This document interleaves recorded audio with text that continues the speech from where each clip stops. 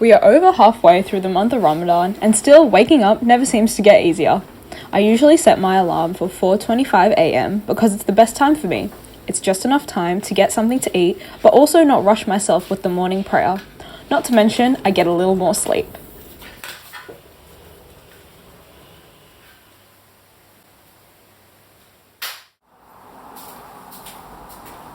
The reason why Muslim people wake up earlier during this month is in order to have a meal before sun rises, because we won't be eating or drinking until sun sets. And yes, that includes water. This meal is called suhoor, and you have this meal in order to fast for the rest of the day. You can eat as much or as little as you like, but most students like me definitely value sleep, so I give myself a 30-minute window to eat, considering sun rises a little before 5 a.m. I'm going to have an apple and some breakfast snacks and a couple of cups of water. After my meal, I pray the first prayer of the day, Fajr, and I go back to bed.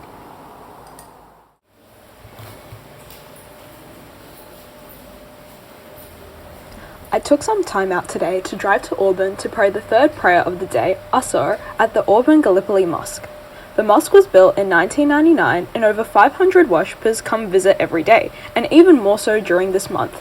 If you look up and around, the mosque and its architecture and design is beautiful and is of Ottoman style. The mosque is open 24/7, so worshippers can pray all 5 prayers when needed. Ladies pray upstairs while men pray downstairs, and when visiting, you must make sure to be respectful and wear modest clothing. Prayer is one of the most important aspects of Islam, and even more important during this month. Ramadan is where you reflect on yourself, and fasting allows you to feel closer to God, Allah, and empathize to those who don't have enough food and water. Charity is also given during this time as well. After I pray today, I'll be going to get some local sweets from Auburn and going to my university's Iftar event. Iftar is the meal you eat when you break fast, and fast is broken when the sun sets, which is also the same time as the 4th prayer, Maghrib. We shared food with my society, UNSW Bangladesh Society, who do this event annually, and I got to talk to the presidents of the society about what Ramadan means to them. Getting up in the morning for your 9 a.m. lectures or come back home, no water, no food for the whole day. I guess in that aspect of you can think about it like you have to go the whole day without the food. Yeah. But in terms of, if you think about a religious viewpoint, to think about all the benefits of the month, but also like it's like a representation of all the people that can't eat throughout the day and they have to do their daily lives.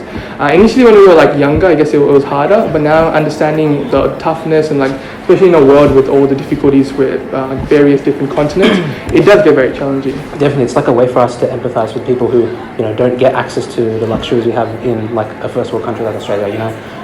We get a house, a roof on top of us all the time. Things like small pleasures that we take for granted. And I think Ramadan's a way to appreciate just how much we have.